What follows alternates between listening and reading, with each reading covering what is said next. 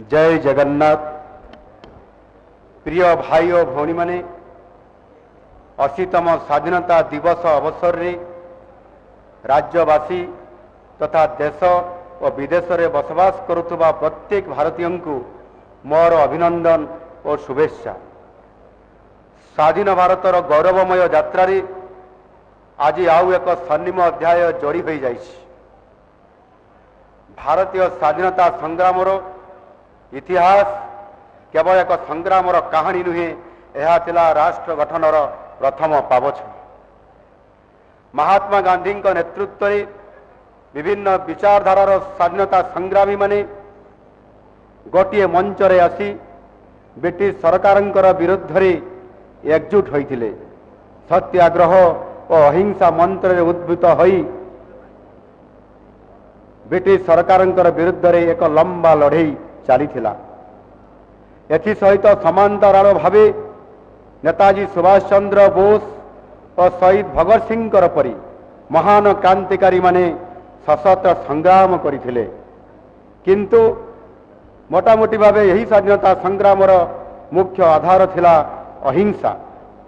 फलस्वरूप 80 वर्ष तले आजिर दिन में आम देश स्वाधीन होइथिला। यही महासंग्राम रे त्याग और बलिदान देइतबा महान स्वाधीनता संग्रामी पंडित जवाहरलाल नेहरू, सरदार वल्लभ भाई पटेल, बाल गंगाधर तिलक, वीर सावरकर, शहीद भगत सिंह, चंद्रशेखर आजाद, डॉक्टर बाबा साहेब आंबेडकर, डॉक्टर राजेंद्र प्रसाद, लाल बहादुर शास्त्री, मौलाना आजादंकर परी महान स्वाधीनता संग्रामी मानकर सहित लक्ष लक्ष संग्रामी मानंकु देशर अन्यान्य राज्य परी आम राज्य ओडिशा माटीर वीर संतान माने मध्य देशर स्वाधीनता पई संग्राम करथिले। स्वाधीनता आंदोलन रे ओडिशार नेतृवृंदंकर असीम त्याग और संघर्ष ओडिशा को जातीय आंदोलन मुख्य स्रोत सामिल करिथिला। आजिर पवित्र दिन रे उत्कलमणि पंडित गोपबंधु दास, नवकृष्ण चौधरी, गोपबंधु चौधरी, शहीद लक्ष्मण नायक, वीर सुरेंद्र साय, शहीद माधव सिंह, चकरा बिसई, रेंडो माझी, माँ रमादेवी, माँ मालती चौधरी, डॉक्टर हरेकृष्ण महताब, विजु पट्टनायक, माँ पार्वती गिरी और सारा देवी परी महानुभवंकर बलिदान को मन पकाई समानंकर प्रति मोर गभीर श्रद्धांजलि अर्पण करुछि। आपण माने जानिछंती 1857 मसीहार सिपाही विद्रोहर प्राय 40 वर्ष पूर्व 1817 मसीह ओडिशा माटीरू आरंभ होइथिला पाइक विद्रोह।